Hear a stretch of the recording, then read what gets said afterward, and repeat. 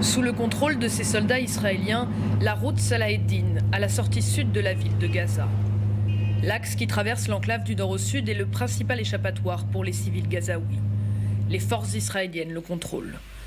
Nous sommes avec la brigade 828 qui sécurise ce corridor humanitaire établi par l'armée. Nous ne sommes pas autorisés à approcher plus.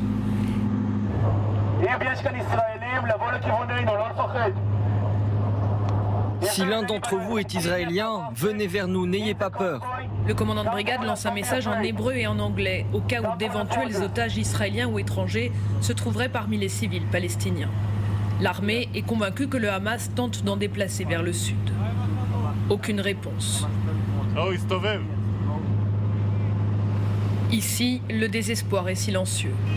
Sans bruit, des hommes, des femmes et des enfants lèvent leurs passeports, puis ils lèvent les mains.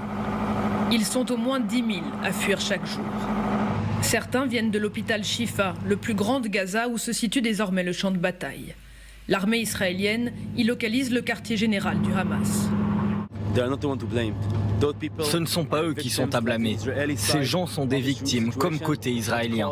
Toute cette situation est la faute du Hamas. On doit dire que l'on n'aime pas voir tous ces gens quitter leur maison. Notre but est de séparer les gens du Hamas. Comme vous le voyez, ils sont OK, sur leurs pieds, ils vont vers le sud. Je dois dire qu'ils vont bien mieux que les gens du kibbutz, qui le 7 octobre n'avaient pas de corridor humanitaire avant que le Hamas ne prenne d'assaut les kibbutz.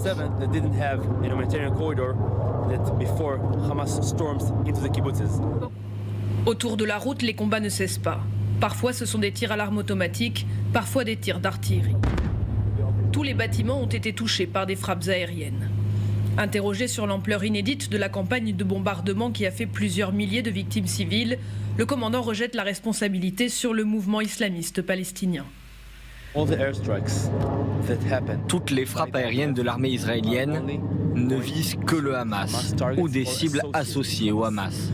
Malheureusement, nous avons vu ces derniers jours que le Hamas utilise des jardins d'enfants, des écoles, universités et des hôpitaux pour mener leurs actions militaires. On a vu ça dans tout Gaza. Malheureusement, le Hamas se mélange à la population et nous devons faire ce que nous avons à faire pour protéger les nôtres. Gilad Pasternak a déjà perdu 20 de ses hommes depuis le début de la guerre, dont une majorité le 7 octobre. En route vers le centre de Gaza, le lieutenant-colonel apprend qu'un de ses hommes est gravement blessé. Un de nos soldats qui sécurisait le corridor humanitaire a été blessé par une balle dans le cou. Peut-être un sniper, on ne sait pas avec certitude. On organise son évacuation. Un hélicoptère vole en rase-motte pour évacuer le soldat entre la vie et la mort. L'officier nous emmène dans un village situé près de la frontière avec Israël. Ici, 5 tunnels du Hamas ont été trouvés. Les soldats israéliens savent qu'il est possible que des combattants palestiniens soient encore sous leurs pieds. Dans toute la bande de Gaza, il y a énormément de veines. On appelle ça les veines des tunnels, qui relient différents tunnels entre eux. Certains ont des fonctions précises. Par exemple, ici, les tunnels qu'on a trouvés étaient des tunnels d'approche. S'approcher de la frontière, s'approcher des soldats israéliens pour s'infiltrer ou arriver sur les flancs. On est certainement en ce moment sur un tunnel qu'on n'a pas trouvé, mais on le trouvera tôt ou tard. Pour rentrer sur leur base arrière en Israël, les soldats de la brigade empruntent le même chemin que celui pris par le Hamas le 7 octobre dernier. Depuis le jour de l'attaque terroriste dans leur pays, tous ont la certitude d'être engagés dans une guerre existentielle contre le Hamas. Être ou ne pas être, dit l'officier, voici ce qui est en jeu. Voilà, un reportage signé Gwendoline Debono et Lucas Prévost. C'est un document LCI. Il y a beaucoup de choses, évidemment, qui retiennent notre attention. La première, François, colonel Goya parlait de l'intensité surprenante des frappes d'Israël. Que restera-t-il de Gaza? Quand on voit les images que nous ramènent nos reporters, c'est un champ de ruines déjà sur une grosse partie du territoire. Ça dépendra beaucoup de ce qui se passera dans la zone sud, évidemment. Mais déjà sur la zone nord, les estimations sur lesquelles tout le monde s'accorde à peu près, c'est que les 3/4 des habitations, maisons, immeubles, sont soit endommagées, soit totalement détruites. Donc ça laisse imaginer à la fois la détresse des populations qui y vivaient et en même temps la nécessité de partir, parce que pour le coup, il y a plus d'autres endroits où aller. Et après, moi, je ne suis pas du tout certain qu'il y ait eu dans la réflexion des stratèges israéliens avant de démarrer la campagne de frappe et de volonté de neutraliser définitivement le Hamas, cette idée de l'intensité de ce que ça allait provoquer. Est-ce qu'il y a eu cette idée que tôt ou tard, de toute façon, Gaza finirait par être rasé, parce qu'il faudrait qu'il y ait un avant et un après Hamas, mais ça pose tout de même concrètement la question de savoir, en admettant que ça s'arrête là, qui va reconstruire, quand, à quel rythme et pourquoi faire? Et ça, je pense que personne n'a encore de réponse à cette question, et elle est dramatique, parce que vous ne pouvez pas laisser 2 millions de personnes vivre dans ce qui est devenu un champ de bêtes. La question de la reconstruction est vertigineuse, comme on l'avait vu pour certaines villes aussi en Ukraine, exactement.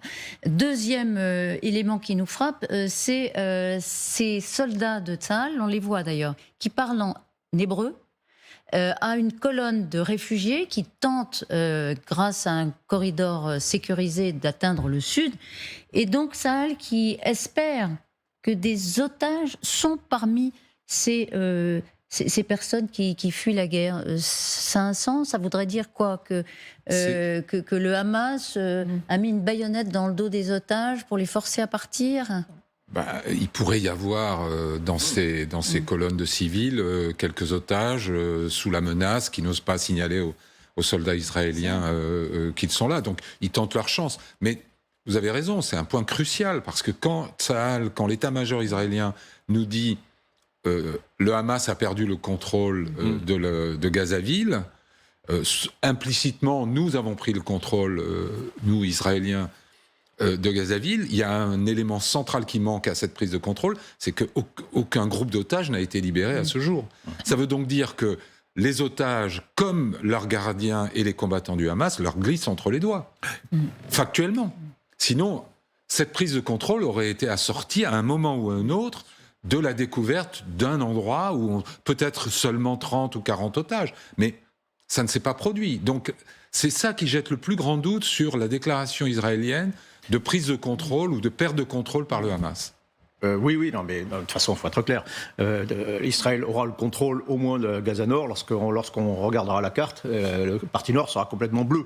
Et qu'on aura des chefs du Hamas dont on pourra montrer le corps, et des otages qu'on pourra dire qu'on les a libérés, et des bilans humains de combattants du Hamas crédibles et importants. Là, oui, on pourra considérer que au moins cette phase de la guerre, de l'opération, est une victoire. Pour l'instant, on en est encore loin. Vous regardez la carte, oui. Gazaville est à peine abordée. Vous me permettez de vous interrompre une seconde, parce que je voudrais qu'on rejoigne Gwendoline de Bono, qui est en ligne avec nous. Gwendoline, merci infiniment. C'est vous qui avez signé ce reportage exceptionnel avec Lucas Prévost. Un mot quand même, parce que j'ai insisté, et c'est normal, sur le caractère contrôlé par l'armée israélienne de votre reportage. Jusque dans quelle mesure, par exemple, vous avez dû montrer les images de votre montage à Tsahal?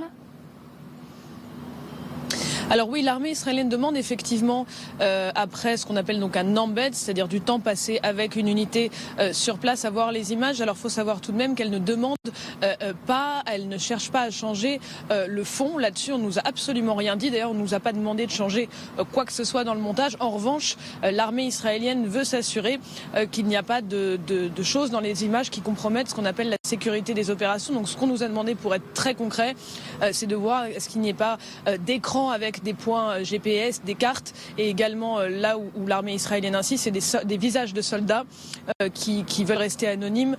L'armée israélienne insiste là-dessus, mais il n'y a pas de changement sur le fond. Pour le reste, eh bien, nous avons pu tourner 2 heures dans la bande de Gaza avec une brigade d'infanterie de combat, avec un lieutenant-colonel à qui nous étions autorisés à poser toutes les questions. C'est une brigade qui contrôle justement, donc on en parlait, ce corridor humanitaire qui a été établi par l'armée le long de l'axe qui traverse la bande de Gaza.